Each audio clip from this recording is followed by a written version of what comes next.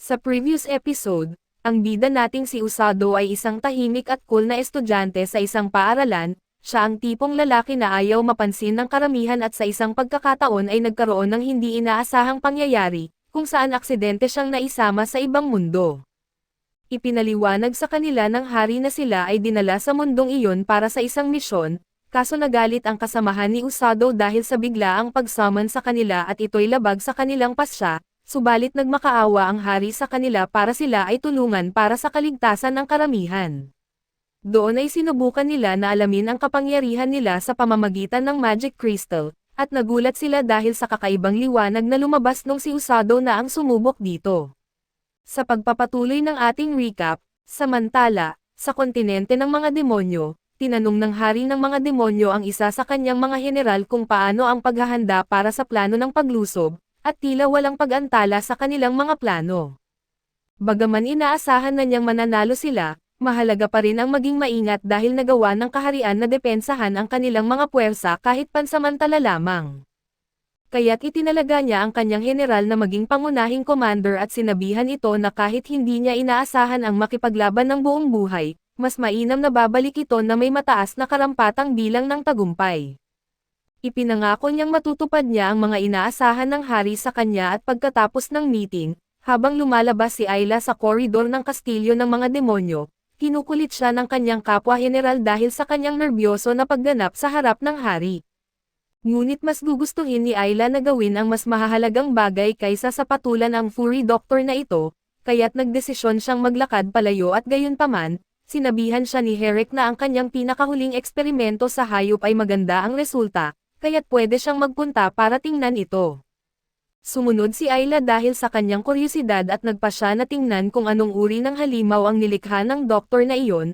Ito ay isang malaking ahas na may matapang na lason subalit pareho lang iyon sa ginawa niya noon, at ito'y nakatakas matapos gumastos ng malaki gamit ang kanilang budget. Ang nauna nilang nilikha ay napaslang lamang ng isang kabalyero na may pangalang Sigil at nakatakas ito. Ngunit binanggit ng doktor na wala ng dahilan para mag-alala dahil mas malakas ang kasalukuyang nilikha niya kaysa sa una. Sana nga ay totoo ito ayon kay Ayla, dahil may banta sa kaharian na mas malupit kaysa dito at alam ni Herrick kung ano ang tinutukoy ni Ayla dahil narinig na rin niya ang mga tsismis tungkol dito. Tinatawag silang mga kidnapper dahil pumupwesto sila sa gitna ng labanan at kinikidnap ang mga sugatang sundalo bago magtago. Ito ang dahilan kung bakit nagtatagumpay ang Linger Kingdom dahil sa mga rescuers na ito, na nagsikap na iligtas ang mga sugatan nang hindi nagkakaroon ng malubhang pinsala. Hindi lang iyon, ang kanilang pinuno ay isang manggagamot rin kaya't nakakapagpondo ito upang muling ipaglaban ang mga sugatan habang siya ay isa ring kamangha-manghang mandirigma. Hindi nararapat sa isang manggagamot ang magpabagsak ng mga kalaban sa digmaan pero wala siyang pakialam. May kasaysayan si Rose at ang kanyang master kaya't umaasa si Ayla na kapag magkakaroon siya ng pagkakataon ay papatayin niya ito kung magtatagpo ang landas nila. Subalit sa kasamaang palad, hindi na ito mangyayari sa lalong madaling panahon dahil sa itinalaga ito na mamahala sa laban at hindi na makikilahok sa gyera. Ang mga frontline ay hahawakan ng lalaki na iyon doon at ito ang Immortal Dark Magic user. Samantala, si Usado ay natutuwa na at nagbalik na sa normal na buhay at masaya siyang may kama na siyang magagamit at sa umaga, binisita niya ang kanyang kaibigang Bear at inialok ang ilang prutas mula sa dining room. Nagustuhan ito ng Bear kaya't sinubukan ni Usado ang prutas, at nagustuhan din niya ang lasa nito kaso may isang cute na bunny na sumusunod-sunod kay Rose na nagnakaw ng ilang piraso ng prutas. Bagamat hindi pa rin pinapatawad ni Usado ang bunny na iyon sa pagtataksil nito, ibinigay niya rin dito ang prutas pero naging seloso ang Bear, kaya't binigyan din ito ni Usado ng prutas. Pumunta si Rose at binigyang kahulugan ang pangalang Blur na ibinigay ni Usado sa Bear, pero sa kabila nito ay iniulat niya ito sa hari at nagkaroon sila ng dagdag na pondo para alagaan ito. Opisyal ng pag-aari ng rescue squad si Blur, ngunit ibig sabihin nito ay kailangan niyang magtrabaho sa kanilang grupo at sa katunayan, si Usado ang nagdadala ng bigat ni Blur dahil sa nilalagay niya ito sa kanyang likod para sa kanilang pagsasanay. Sinabi ni Rose na ito ay kinakailangan upang masimulate ang sitwasyon, kung saan kailangan niyang magdala ng katawan ng isang tao sa kanyang likod at tumakbo sa gitna ng gyera. Inutusan si Usado na magsimula ng tumakbo kaya't nagumpisang tumakbo si Usado sa kanilang simulation ng battle run at habang tumatakbo siya, inatake siya ng iba pang mga miyembro ng rescue squad na task na gawing katulad ng kondisyon sa isang labanan, kaya't patuloy silang naghahabol sa kanya sa buong takbo na mayroong 1 oras pagkatapos ng unang atake.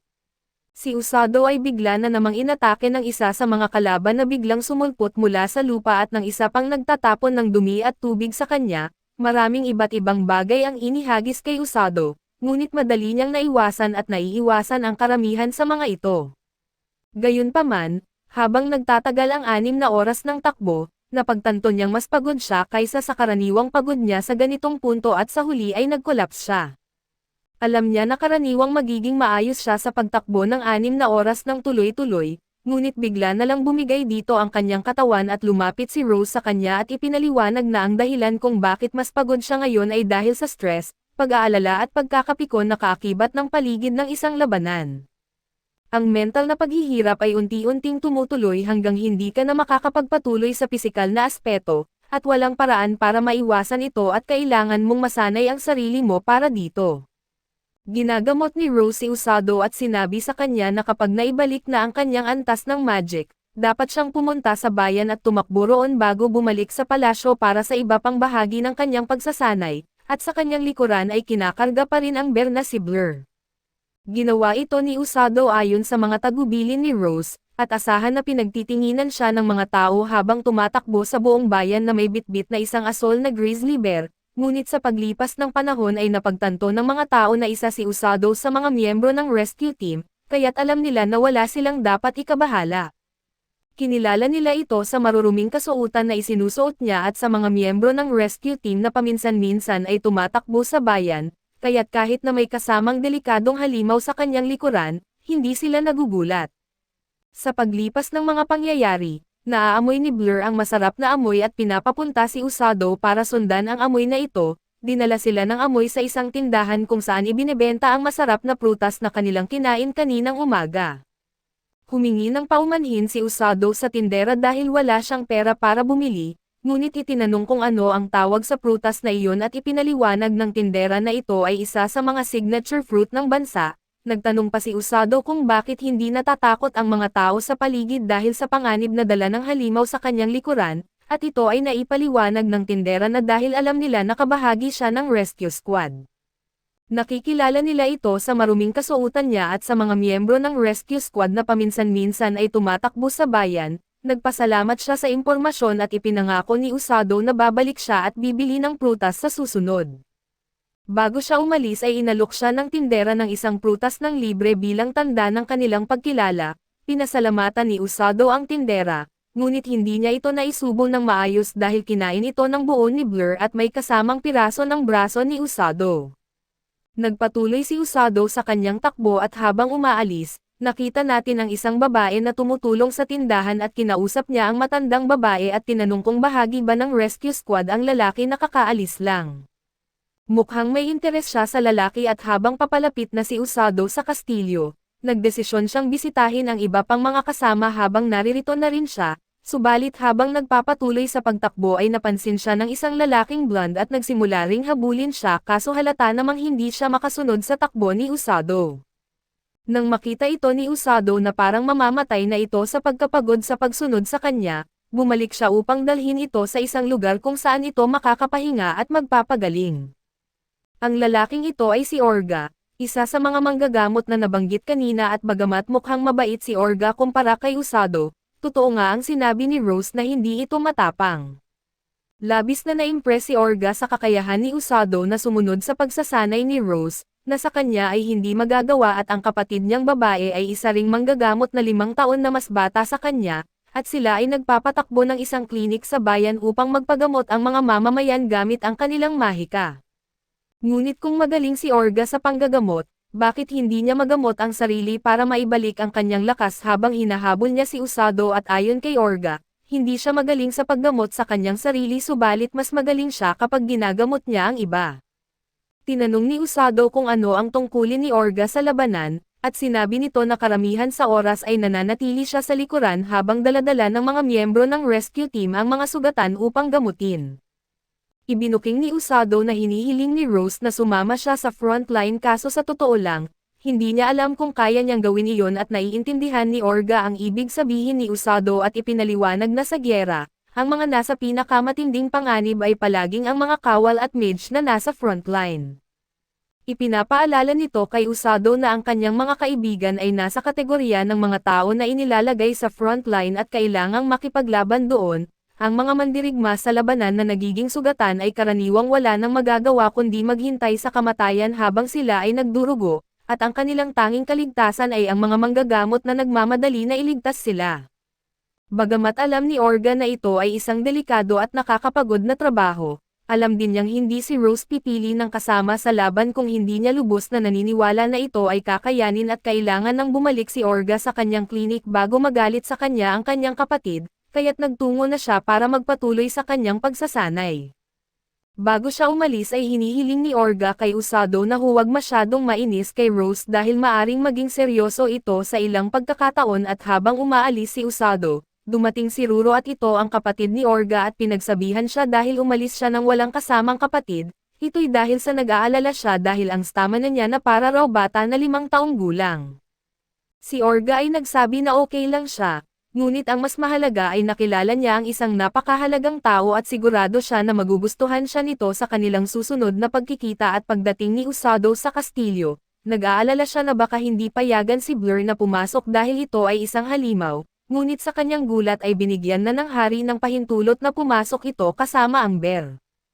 Pumasok si Usado sa kastilyo at nakita si Susan na nagte-training kasama ang ilang mga kabalyero. Kaya't umupo sila upang mag-usap at sinimulan ni Usado ang kwento ng kanyang nangyari habang nagte-training, ngunit si Susan ay labis na abala sa kung gaano ka-fluffy si Blur at tinanong kung pwede niya itong lambingin. Pumayag si Usado kahit kung sakaling makagat siya nito, maaari naman siyang magpagamot pagkatapos at nagtangkang lambingin ito ni Susan si Blur at siyang ay kinagat. Pagkatapos siyang gamutin ni Usado, tinanong niya kung talagang pumunta sila dito ng ganun lang para makita siya. Sinubukan niya kung paano ito magre-react kaso totoo nga, pumunta siya rito para makita niya si Susan at si Kazuki. Ngunit wala si Kazuki ngayon, dahil kasama niya si Silas at ilang iba pang mga kabalyero para magkaroon ng karanasan sa gubat. Sinabi ni Usado na sigurado siyang magiging maganda ang kanyang performance at pinuri siya ni Susan bago siya umalis para magpatuloy sa kanyang pagsasanay para sa araw na iyon. Sa gabi ay nagkita si Usado at si Rose. Sinabi niya na natatakot siyang maging frontline sa gyera, ngunit ngayon ay napagtanto niya na mas natatakot siyang mawala ang kanyang mga kaibigan. Kaya't bagamat hindi siya makipaglaban at hindi mamamatay, gagawin niya ang lahat para iligtas ang lahat ng kaya niyang iligtas at natuwa si Rose sa kanyang sinabi dahil ito ang mga prinsipyong dapat taglayin ng isang tunay na miyembro ng rescue squad.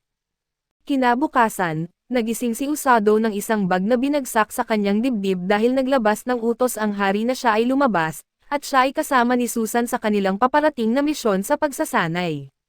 Subalit dito muna matatapos ang ating recap sa anime na ito, antabayanan po ninyo sa susunod na linggo ang bago nitong episode.